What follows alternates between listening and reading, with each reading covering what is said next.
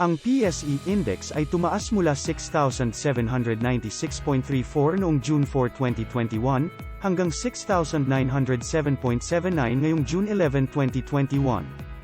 Ang performance na ito ay katumbas ng 1.64% na pagtaas sa index para sa isang linggo.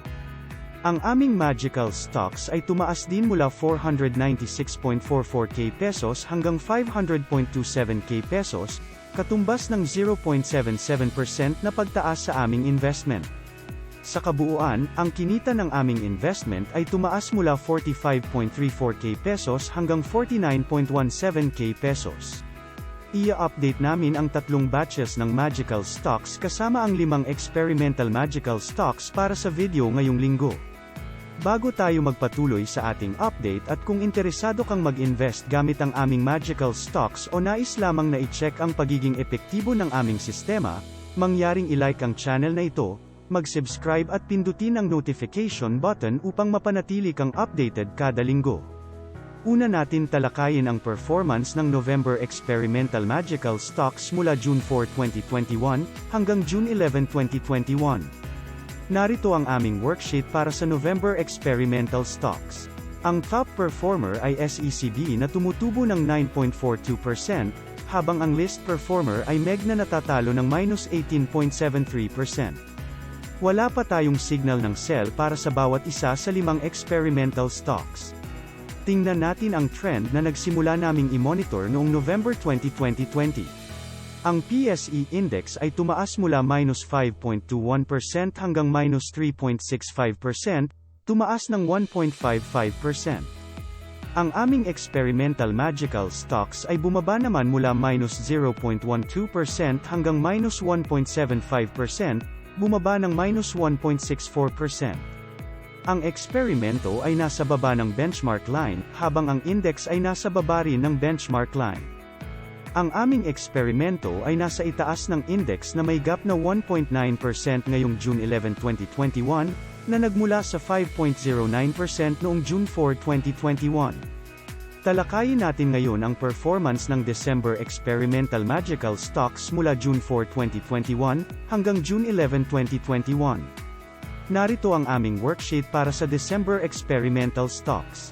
Ang top performer ay FGen na tumutubo ng 8.87%, habang ang list performer ay AGI na natatalo ng -7.59%. Wala pa tayong signal ng sell para sa bawat isa sa 5 experimental stocks.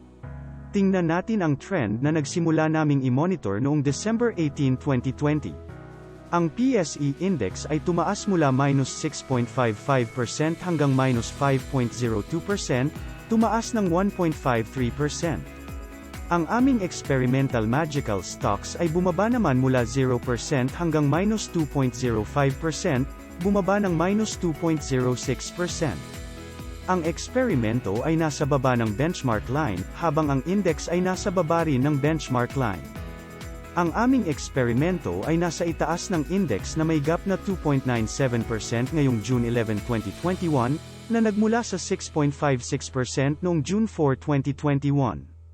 Talakayin naman natin ngayon ang performance ng February experimental magical stocks mula June 4, 2021, hanggang June 11, 2021. Narito ang aming worksheet para sa February experimental stocks. Ang top performer ay SCC na tumutubo ng 11.83%, habang ang list performer ay FDC na natatalo ng -10.39%. Wala pa tayong signal ng sell para sa bawat isa sa 5 experimental stocks. Tingnan natin ang trend na nagsimula naming i-monitor noong February 19, 2021. Ang PSE Index ay tumaas mula -1.88% hanggang -0.27%, tumaas ng 1.61%.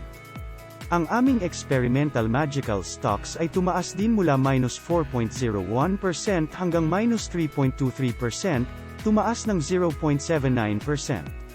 Ang eksperimento ay nasa baba ng benchmark line, habang ang index ay nasa baba rin ng benchmark line. Ang aming eksperimento ay nasa ibaba ng index na may gap na -2.96% ngayong June 11, 2021, na nagmula sa -2.14% noong June 4, 2021. Talakayin naman natin ngayon ang performance ng March Experimental Magical Stocks mula June 4, 2021, hanggang June 11, 2021. Narito ang aming worksheet para sa March Experimental Stocks. Ang top performer ay DMC na tumutubo ng 19.2%, habang ang least performer ay FGen pero tumutubo ng 4.07%. Wala pa tayong signal ng sell para sa bawat isa sa 5 experimental stocks. Tingnan natin ang trend na nagsimula naming i-monitor noong March 19, 2021. Ang PSE Index ay tumaas mula 5.6% hanggang 7.33%, tumaas ng 1.73%. Ang aming experimental magical stocks ay tumaas din mula 10.62% hanggang 10.97%, tumaas ng 0.35%. Ang eksperimento ay nasa taas ng benchmark line, habang ang index ay nasa taas rin ng benchmark line. Ang aming eksperimento ay nasa itaas ng index na may gap na 3.64% ngayong June 11, 2021, na nagmula sa 5.02% noong June 4, 2021. Talakayin naman natin ngayon ang performance ng May Experimental Magical Stocks mula June 4, 2021, hanggang June 11, 2021. Narito ang aming worksheet para sa May Experimental Stocks. Ang top performer ay AEV na tumutubo ng 17.99%, habang ang least performer ay TEL pero tumutubo ng 2.18%. Wala pa tayong signal ng sell para sa bawat isa sa 5 experimental stocks. Tingnan natin ang trend na nagsimula naming i-monitor noong May 21, 2021. Ang PSE Index ay tumaas mula 9.63% hanggang 11.43%, tumaas ng 1.8%. Ang aming experimental magical stocks ay tumaas din mula 9.49% hanggang 11.29%, tumaas ng 1.81%. Ang eksperimento ay nasa taas ng benchmark line, habang ang index ay nasa taas rin ng benchmark line. Ang aming eksperimento ay nasa ibaba ng index na may gap na minus 0.13% ngayong June 11, 2021, na nagmula sa minus 0.14% noong June 4, 2021. Narito ang aming worksheet para sa 3 batch ng magical stocks. Ang top performer ay AEV na tumutubo ng 6.08%, habang ang least performer ay LTG na natatalo ng minus 5.07%. Wala pa tayong signal ng sell para sa bawat isa sa mga magical stocks. Ang unang batch ay nasa taas ng market na may gap na 19.92% ngayong June 11, 2021 na nanggaling sa 21.61% noong June 4, 2021.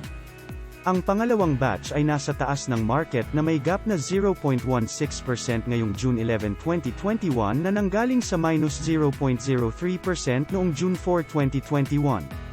Ang pangatlong batch ay nasa baba ng market na may gap na minus 6.56% ngayong June 11, 2021 na nanggaling sa minus 4.97% noong June 4, 2021. Sa summary ng aming investment, ang unang batch ng magical stocks ay tumutubo ng 36.25% na nanggaling sa 36.06%. Ang pangalawang batch ay natatalo ng minus 3.94% na nanggaling sa minus 5.68%.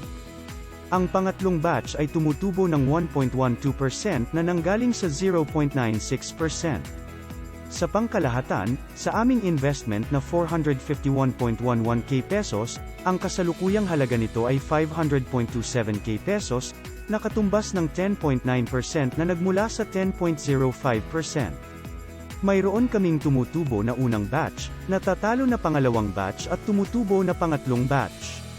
Yan lang po para sa update ng ating mga magical stocks ngayong linggo. Salamat sa panunood. Sa susunod na linggo, ipagpapatuloy namin ang pag-update ng 3 batch ng magical stocks at ang 5 experimental stocks. Quote, "Never invest in any idea you can't illustrate with a crayon." Unquote, Peter Lynch. See you in the following video. Have a great day ahead.